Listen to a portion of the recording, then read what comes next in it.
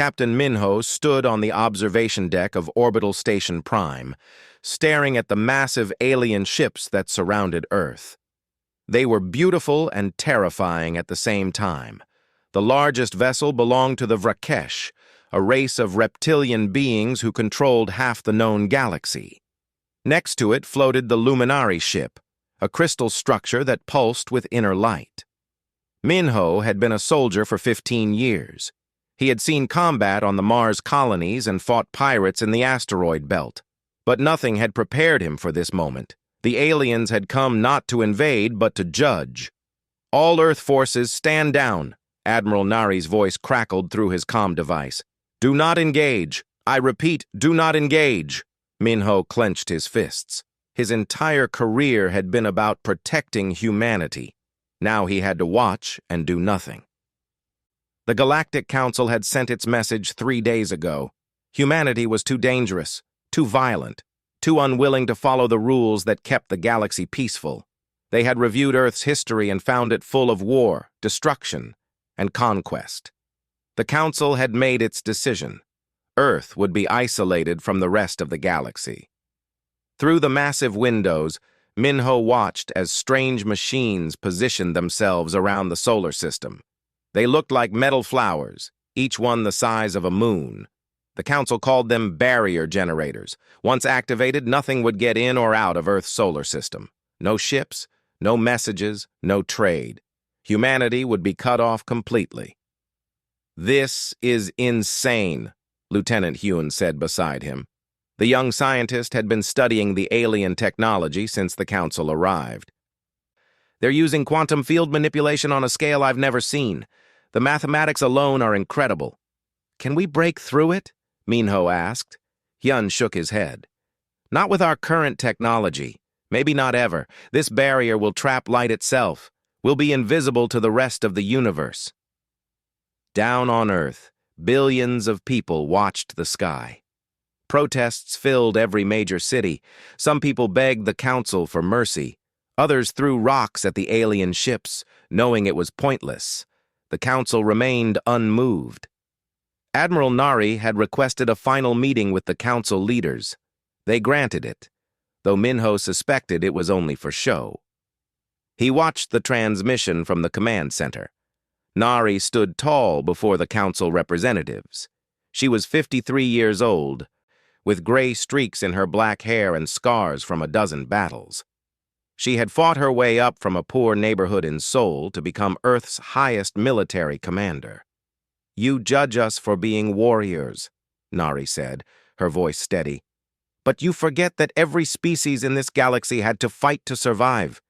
You forget your own bloody histories." The Vrakesh commander, a massive creature with scales like dark metal, spoke in a voice that rumbled like thunder. "We evolved past our violent nature. Humanity refuses to do so. Your 47 colony worlds show a pattern of aggression and expansion. You take what you want and destroy what opposes you." "We defend ourselves," Nari replied. "We explore. We grow. Is that a crime?" "You are a threat," the Luminari representative said, its voice like singing crystal. "The simulations show that within 500 years, humanity will attempt to dominate this galaxy. We cannot allow that future."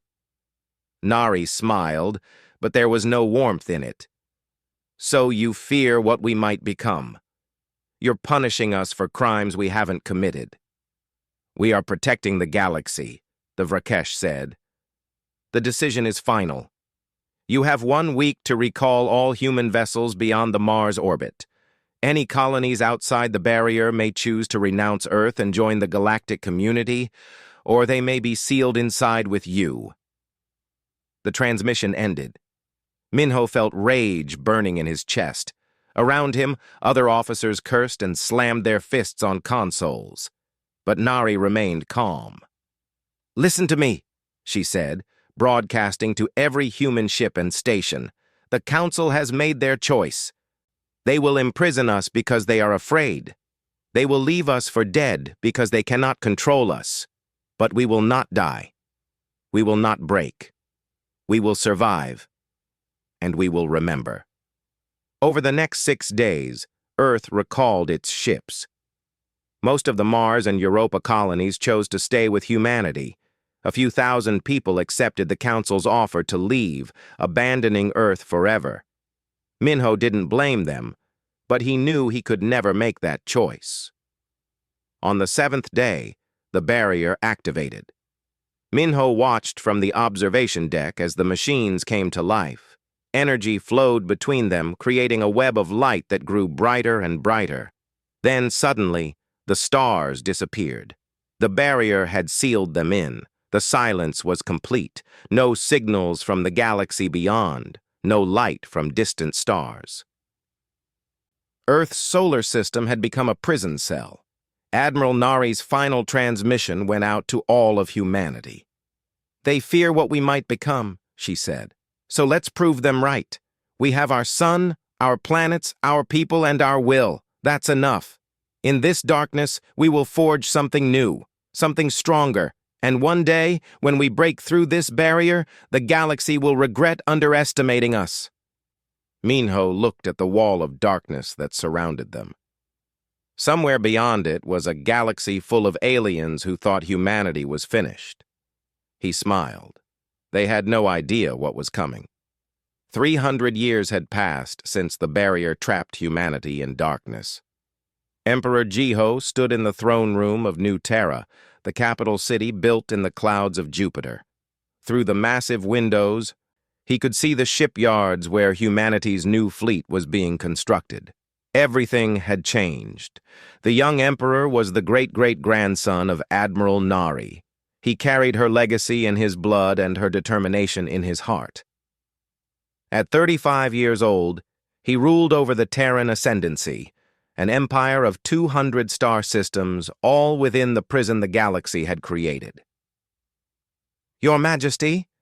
Dr. Yuna entered the room, carrying data tablets. The chief physicist was 140 years old, though she looked barely 40. Medical advances had extended human life dramatically. "The final tests are complete. We can breach the barrier." Jiho turned to face her. "You're certain?" Yuna nodded. "We've been studying that quantum wall for 3 centuries. We understand it better than the aliens who built it. The barrier has weaknesses, tiny fluctuations in the field. We can create tunnels through it using quantum entanglement." "How long before we're ready?" "The technology is ready now. The question is whether we're ready." Yuna paused. "The galaxy abandoned us to die. We didn't die. We became something they never expected. When we emerge, there will be war." Jiho walked to the window. Below, millions of people went about their lives in the floating city. Humanity had survived the impossible. The first century had been the hardest. Cut off from resources beyond the solar system, they had to become efficient. They built cities in the clouds of gas giants. They mined asteroids down to dust. They created fusion reactors that could power entire planets. The second century brought breakthroughs. Without the galaxy's rules restricting their research, human scientists explored forbidden technologies. They built artificial intelligence systems far beyond what the Council allowed. They experimented with human genetic modification, extending life and enhancing abilities. They developed weapons the galaxy had banned as too dangerous. The third century brought perfection. Humanity had mastered their prison and turned it into an empire. Commander Sora appeared in the doorway. She led the Shadow Fleet, humanity's secret weapon. "My ships are ready, Emperor. Give the word, and we'll show the galaxy what we've become." Jiho called together his war council. 50 of humanity's greatest minds gathered in the strategy room. Military commanders, scientists, diplomats, and engineers. They represented 500 billion people spread across the solar system and beyond. Admiral Doyen, commander of the main fleet, spoke first. "Our ships are superior to anything we've seen in the old records. We have singularity cores that generate more power than their entire dreadnoughts. Our weapons can tear apart space itself." "The question isn't whether we can defeat them," said Yunha, the chief diplomat. "The question is what we want. Revenge? Conquest? Or something else? Jiho looked around the room. 300 years ago, the galaxy called us too dangerous. They locked us away like animals. They expected us to destroy ourselves fighting over scraps. Instead, we united. We grew. We became the empire they feared we might be. He activated a hologram showing the barrier and the galaxy beyond. But we're not the monsters they imagined. We're stronger than they know, yes. More advanced, yes. But we're also more than just warriors. We're survivors. We're innovators. We're human. Dr. Yuna stepped forward. I propose we make first contact carefully. We breach the barrier at a remote location. We observe. We learn what the galaxy has become in our absence. Then we decide our next move. No, Sora said. They need to know we're back. They need to understand immediately that the barrier didn't protect them from us. It protected them from what we would become. The council debated for hours. Finally, Jiho made his decision. We'll do both. Sora, your shadow fleet will breach the barrier and begin reconnaissance, but you'll make your presence known. Let them see that humanity has returned. Meanwhile, our main fleet will prepare for whatever comes next. The council agreed. Within a week, the first human ships in 3 centuries crossed the barrier. They used quantum tunneling technology that simply bypassed the wall as if it wasn't there. The machines that had imprisoned humanity were now useless. Sora's flagship, the Phantom Dawn, emerged near a mining colony on the edge of council space. The local defense forces detected the unknown ship and sent warnings. Sora ignored them. Instead, she broadcast a message on all frequencies. This is Commander Sora of the Terran Ascendancy. 300 years ago, the Galactic Council banished humanity for being too dangerous. They sealed us away and forgot about us. That was their mistake. Humanity has returned, and we are no longer asking for permission to exist. The local forces tried to scan the human ship. Their sensors showed impossible readings. The vessel was generating power levels that exceeded their largest battle stations. Its shields were regenerating faster than they could track. And most disturbing of all, the ship seemed to phase in and out of normal space. Within hours, the message reached the Galactic Council. Emergency sessions were called. Fleets were mobilized. And across the galaxy, species that had forgotten about humanity suddenly remembered the dangerous race they had imprisoned. Back in New Terra, Emperor Jiho watched the reports coming in. The galaxy was in chaos. Perfect. Send the second wave, he ordered. Let's show them what 300 years of isolation taught us. Admiral Doyen smiled. Yes, Your Majesty. It's time the galaxy learned to fear the dark. Commander Tai Yang of the Vrakesh Defense Fleet received the distress call while patrolling the outer territories. The mining colony of Reshatar had gone silent 3 hours ago. His orders were to investigate and restore communications. When his battle group arrived at the planet, Taeyang felt his blood run cold. The colony's defense platforms were still there, floating in orbit. But they weren't destroyed. They were simply turned off, their power cores carefully disabled. Every weapon system had been taken apart with surgical precision. How is this possible? His second officer asked. Those platforms were designed to withstand a full fleet assault. Taeyang studied the scans. Whatever had done this hadn't used brute force. The attackers had simply walked through the defenses as if they didn't exist. Send a team to the surface. I want to know what happened. The colony was intact. 20,000 civilians were unharmed but terrified. They told stories of ships that appeared without warning, moving too fast for sensors to track. Soldiers in black armor had walked through walls using technology that bent space itself. They hadn't killed anyone. They had simply demonstrated that they could have. Then the message came. It broadcast on every frequency across the sector, impossible to block or trace. This is Minji of the Terran Ascendancy. We have returned. The galaxy exiled us for being dangerous. 3 centuries alone taught us they were right to be afraid. Taeyang played the message 3 times. Terran, human.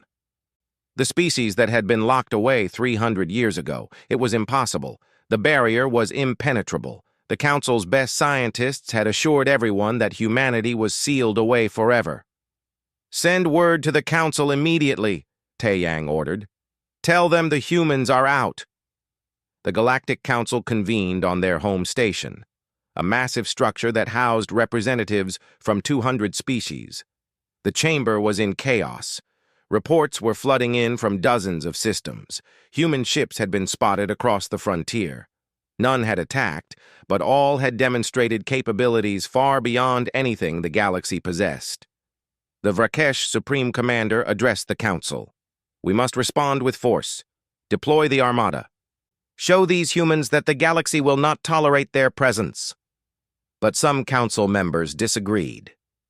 The Luminari representative spoke, its voice filled with concern.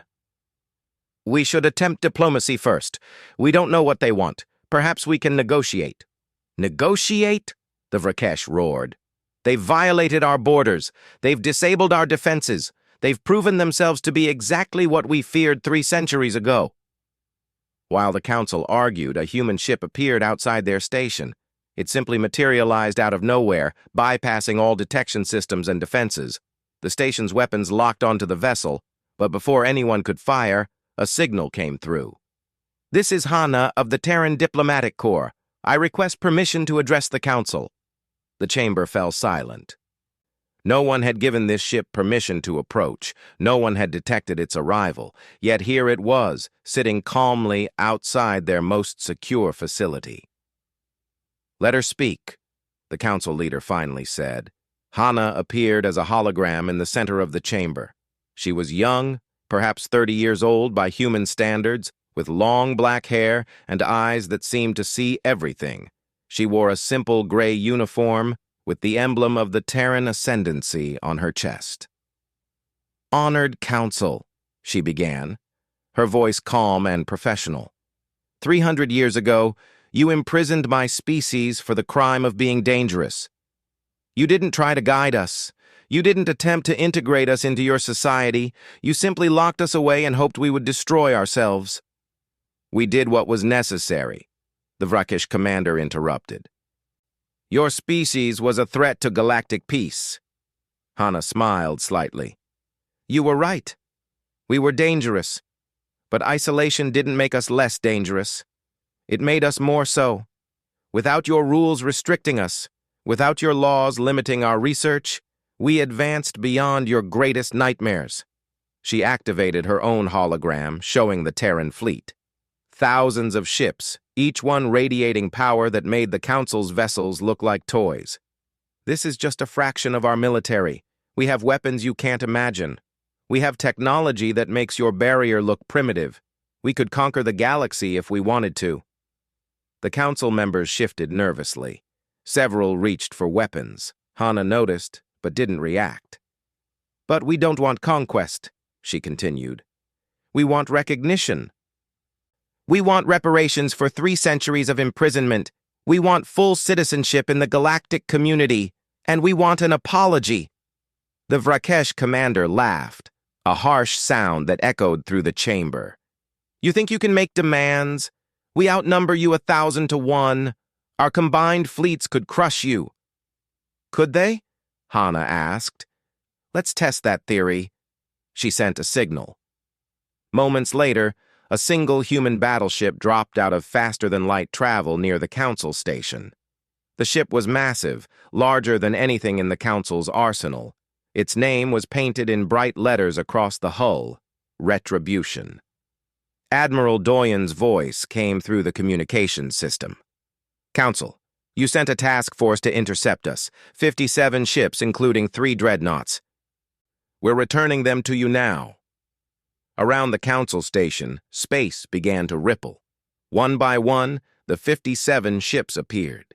They were intact, but completely disabled. Every weapon system was offline. Every engine was cold. The crews were alive, but their ships were nothing more than floating metal. "We didn't fire a single shot," Doyen said. "We used gravity manipulation to simply squeeze your ships until they stopped working. This is just one of our technologies. We have dozens more." The council chamber erupted in panic. Representatives shouted at each other. Some called for war, others begged for peace. Hana waited for the noise to die down. "You have a choice," she said quietly. "Accept our terms and welcome humanity as equals, or reject us and face the consequences. You have 1 week to decide." Her hologram disappeared. The human ships vanished as quickly as they had appeared, leaving the council to debate in fear and confusion. Back on her ship, Hana smiled. The first move had been made. Now they would see if the galaxy had learned anything in 300 years. Emperor Jiho's message came through moments later. "Well done. Now we wait and see if they choose wisdom or war." Hana looked at the stars beyond her viewport. "I think we both know what they'll choose." The Galactic Council rejected humanity's terms. Instead, they assembled the largest military force in recorded history. 50,000 warships from 200 different species gathered at the edge of the barrier. They called it the Final Armada. Their mission was simple: destroy humanity before humans could threaten the galaxy. Fleet Admiral Kyung stood on the bridge of the Sovereign Dawn, humanity's flagship. Around her, the Terran fleet waited. 10,000 ships, all equipped with technology the galaxy had never seen. Kyung was 167 years old, though her body looked 40 thanks to medical advances. She had spent her entire life preparing for this moment. "Admiral, the enemy fleet is moving into position," her tactical officer reported. "They outnumber us 5-1. Kyung smiled. "Numbers don't matter when you have superior technology. Begin the operation." The battle began with the Council's opening attack. Thousands of missiles and energy weapons fired at once, creating a wall of destruction aimed at the human fleet. It should have been overwhelming. It should have been victory. Instead, the human ships simply disappeared. Using phase technology derived from studying the barrier, the Terran vessels shifted slightly out of normal space. The Council's weapons passed through them harmlessly, hitting nothing but empty void. Then the human ships reappeared and began their counterattack. Jiwoo led the first wave. She was a fighter pilot in the Consciousness Link Squadron, where pilots connected their minds directly to their ships. She wasn't flying her fighter so much as being her fighter. Around her, 1,000 other pilots did the same. Their minds linked together in a network that moved with perfect coordination. The Council's fighter squadrons tried to intercept them. It was like watching children fight trained soldiers. The human pilots moved in patterns that seemed impossible, anticipating every move their enemies made before they made it. Within minutes, 3,000 enemy fighters were disabled, their pilots ejected safely into space, but their ships reduced to floating scrap. "Enemy dreadnoughts are firing," someone reported.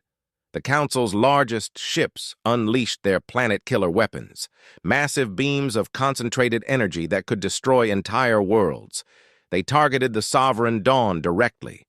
Kyung didn't even flinch. "Activate reality anchors." The beams hit an invisible wall around the human flagship. The energy simply stopped, frozen in space as if time itself had paused. Then it dissipated harmlessly into radiation. "Return fire," Kyung ordered. "Use gravity lances." The Sovereign Dawn's main weapons activated. They didn't fire energy or projectiles. Instead, they manipulated gravity itself, creating crushing force that no shield could stop. 3 enemy dreadnoughts were compressed into metal balls the size of cars, their crews evacuated just before the ships were destroyed. The battle was turning into a massacre. But Kyung knew this was just the opening act.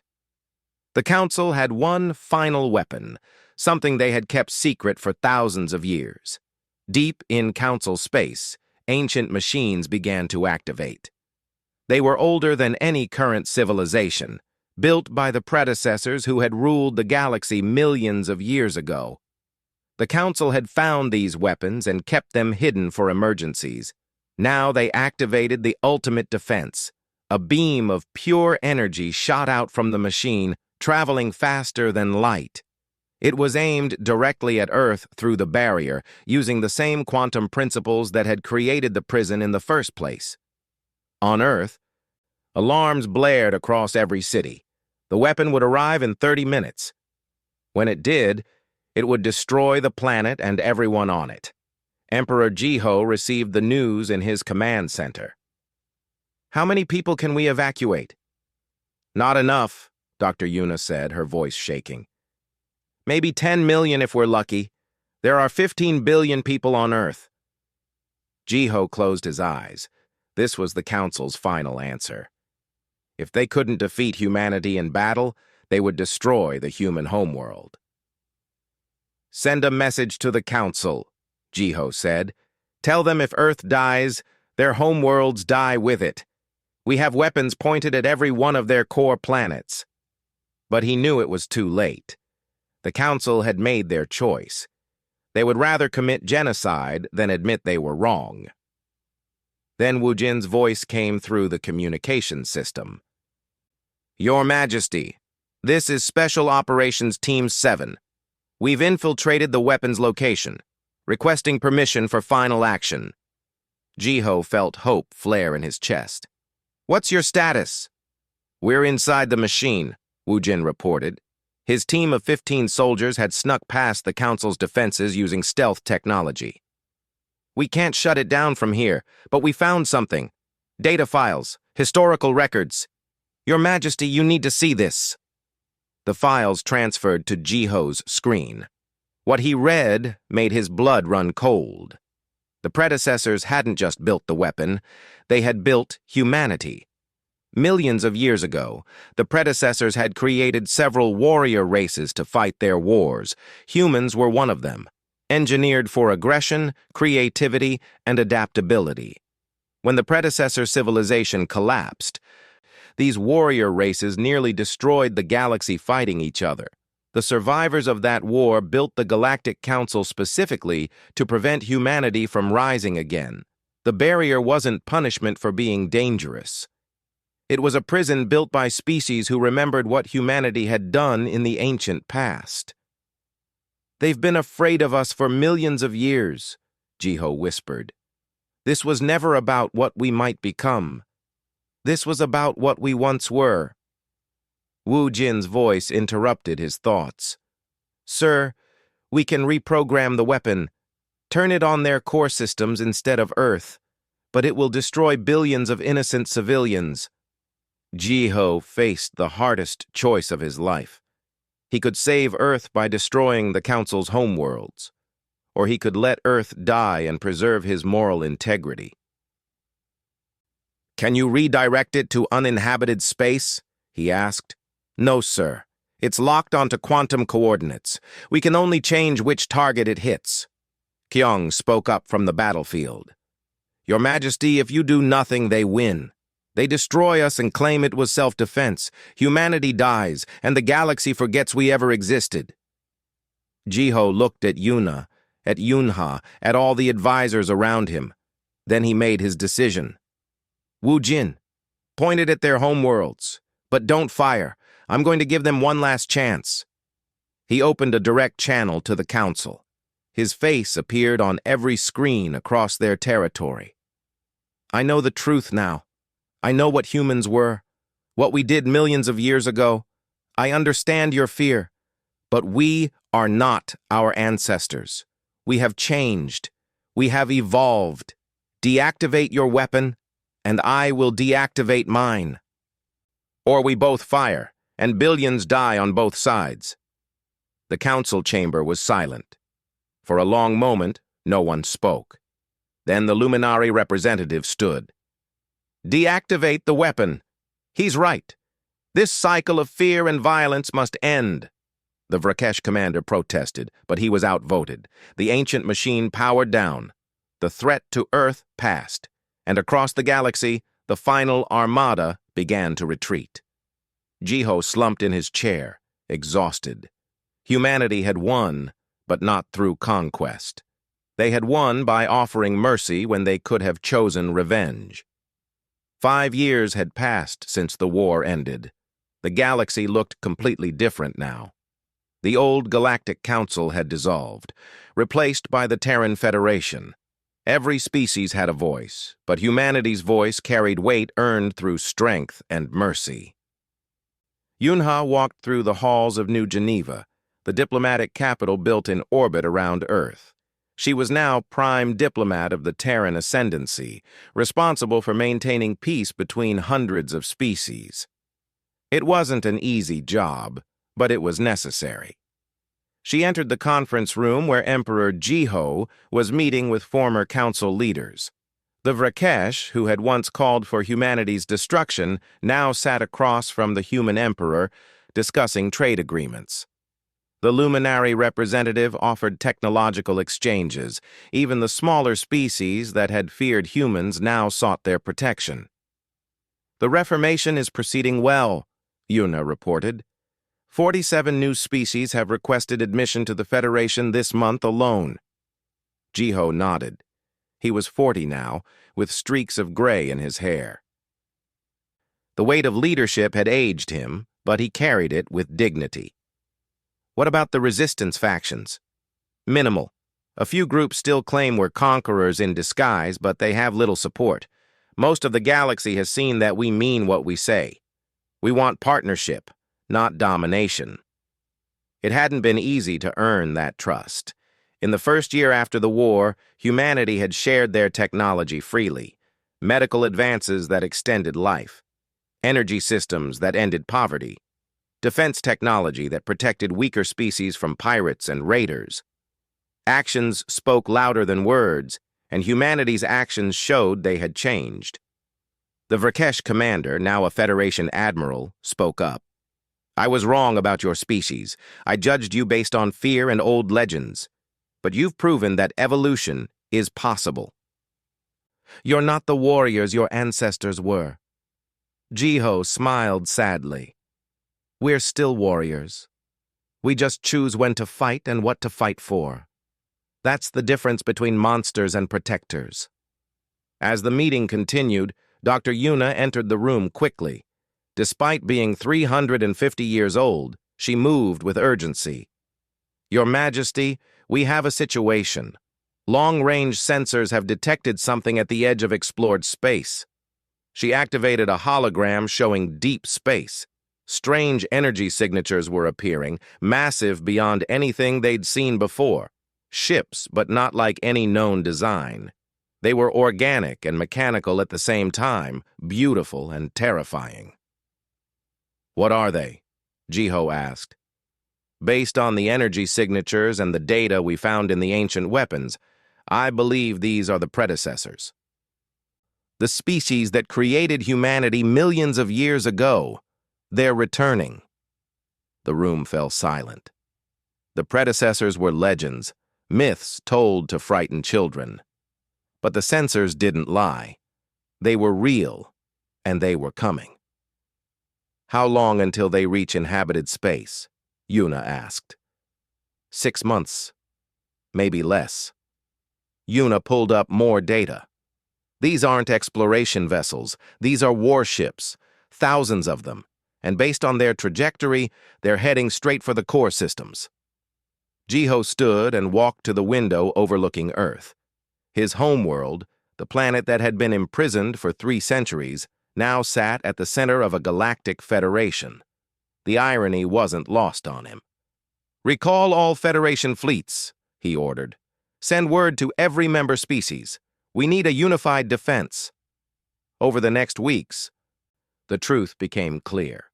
The predecessors hadn't disappeared millions of years ago. They had left to explore beyond the galaxy. Now they were returning to reclaim what they considered their territory. And they saw the current civilizations as squatters on their property. The first contact was devastating. A predecessor scout ship encountered a mining colony and simply erased it from existence. Not destroyed, erased, as if it had never been there. The technology was beyond anything the Federation could counter. Jiho called an emergency session of the Federation Council. Representatives from 200 species gathered, all looking to humanity for leadership. The species that had once feared humans now begged them for protection. "We can't fight them alone," Admiral Doyun reported. "Our weapons are advanced, but theirs operate on principles we barely understand. They manipulate reality itself." "Then we learn," Jiho said, "just like we learned to escape the barrier. Yuna, you have access to all the ancient data files. Start analyzing everything. We need to understand their technology." Hyun, now an old man of 330 years, spoke from his seat. He had been the young scientist who first studied the barrier. Now he was humanity's leading expert on predecessor technology. "I've been reviewing the files since the discovery," he said. "The predecessors created several warrior races. Humans were designed to be their shock troops, fast, adaptable, creative, and aggressive. But we weren't the only ones. There were others. If they're still alive, we need to find them." The search began immediately. Using the ancient data, they located 4 other warrior races scattered across the galaxy. Most had been extinct for millions of years, but one had survived, hiding in a remote nebula. They called themselves the Krell, and they looked like humanity's cousins, bipedal, aggressive, technologically advanced. Sora led the diplomatic mission to make contact. The Krell were suspicious at first, but when they learned about the predecessor return, they agreed to join forces. Together, humans and Krell began sharing military knowledge, combining their different approaches to warfare. Meanwhile, Wu Jin led teams across the galaxy, searching for ancient predecessor facilities that might contain weapons or technology. They found defense stations, automated factories, and hidden bunkers. Each discovery added to humanity's arsenal. But it wasn't enough. When the main predecessor fleet arrived, it was clear they were outmatched. The enemy had millions of ships, each one more powerful than anything the Federation possessed. Their weapons could destroy planets with a single shot. Their shields were impenetrable. The first battle took place near a star system on the frontier. Admiral Kyung commanded the defense, using every trick humanity had learned. Phase technology, gravity weapons, reality anchors. The Federation fleet fought with desperate courage. They lost. 30% of the fleet was destroyed in the first hour. The predecessors advanced without slowing, barely acknowledging the resistance. Back on New Geneva, Jiho watched the battle reports with growing despair. Then Yuna burst into his office, her eyes wild with discovery. "I found it," she said. "The reason they created us. Humans weren't meant to be conquerors. We were meant to be defenders. The predecessors knew they would eventually face threats from beyond the galaxy. They created warrior races to protect their territory while they were gone." She showed him the final file, hidden deep in the ancient data. Instructions on how to activate humanity's true potential. The genetic modifications that had made humans into warriors could be enhanced, pushing them beyond their current limits. "It's dangerous," Yuna warned. "The process could kill as many as it saves. But those who survive will be powerful enough to face the predecessors on equal terms." Jiho didn't hesitate. "Begin immediately. Start with volunteers." Among the first to volunteer was Minho, a young captain and descendant of the original Minho who had witnessed the barrier's creation. He underwent the enhancement process, his body pushed to its absolute limits. When he emerged, he was something more than human. Faster, stronger, able to interface directly with predecessor technology. Thousands more followed. Not all survived, but those who did formed the core of humanity's new defense force. They called themselves the Vanguard. The second battle was different. The Vanguard led the charge, piloting ships that could match predecessor vessels. Minho personally led an assault on the enemy flagship, his enhanced abilities allowing him to fight in ways that shocked even his own allies. The predecessors, who had expected easy victory, found themselves facing an enemy that understood their technology and could match their power. Because humans had been created to do exactly that. The war lasted a year. It was brutal, costly, and desperate. But slowly the tide turned. Humanity and its allies pushed the predecessors back, system by system. The final battle took place at the edge of the galaxy. Emperor Jiho himself led the Federation fleet, standing shoulder to shoulder with Vrakesh, Luminari, Krell, and hundreds of other species, united against a common threat. When the last predecessor ship retreated back into deep space, the galaxy erupted in celebration. They had won. Not just humanity, but all the civilizations working together. Jiho stood on the bridge of the Sovereign Dawn, exhausted but proud. Beside him, Yunha smiled. 300 years ago, the galaxy banished us for being dangerous. Today, they celebrate us for being exactly what they feared. The irony is almost funny. They didn't banish us despite being dangerous, Jiho said. They banished us because we were designed to protect them from threats they couldn't imagine. The barrier was meant to keep us safe until we were needed. He looked at the stars, at the galaxy humanity had once been exiled from and now helped defend. We were created as weapons, but we chose to be something more. We chose to be heroes. Far away, on Earth, statues were being built, not of emperors or generals, but of Admiral Nari, the woman who had promised that humanity would prove the galaxy right to fear them. She had been right, just not in the way anyone expected. The galaxy had feared humanity would conquer them. Instead, humanity had saved them, and in doing so, had finally found their true purpose.